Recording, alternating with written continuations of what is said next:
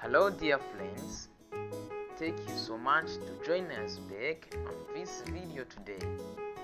Muraho neza nshuti zacu, twishimiye ko muri kumwe natwe kuri ino video y'uyu munsi.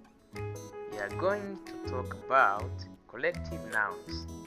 Tugiye kuvuga ku mazina y'amatsinda y'ibintu. A collective noun is a noun that is in a singular form but refers to a group of people or things. Izina ry'itsinda ni izina riba mu buke ariko risobanura ibintu byinshi.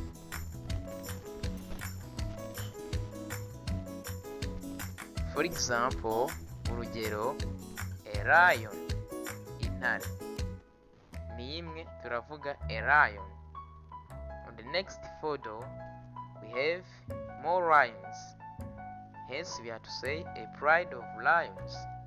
Ku yindi foto ikurikira dufite intare nyinshi, turavuga a pride of lions. A person, umuntu umwe, turavuga a person. But on the next photo we have a cloud. More people, we have to say a crowd. Ku yindi foto ikurikira ariko dufite abantu benshi, turavuga imbaga, a cloud. A flower, it is a one. Ururabo ni rumwe, it is a flower, turavuga a flower. But next image we have much flowers, we have to say a bunch of flowers. Ku yindi foto ikurikira ariko dufite indabo nyinshi, turavuga a bunch.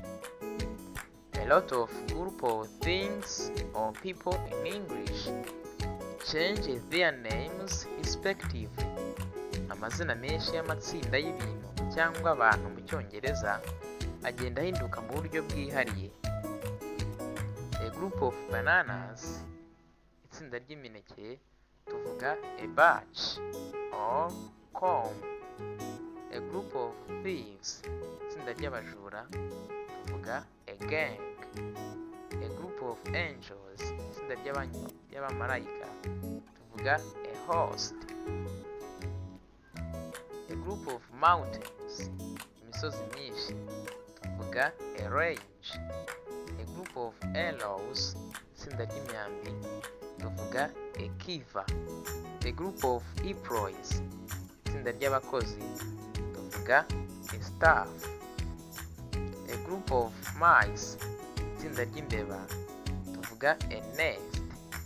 A group of soldiers, itsinda ry'abasirikare, tuvuga a regiment. A group of players, itsinda ry'abakinnyi, tuvuga a team. A group of grains, itsinda ry'imbuto, tuvuga a sheaf. A group of poems, itsinda ry'imivugo, tuvuga an anthology. A group of sailors, itsinda ry'abasare, tuvuga a crew. A group of locusts, itsinda ry'inzige, tuvuga a plague. A group of natives, itsinda ry'abene butaka, tuvuga a tribe.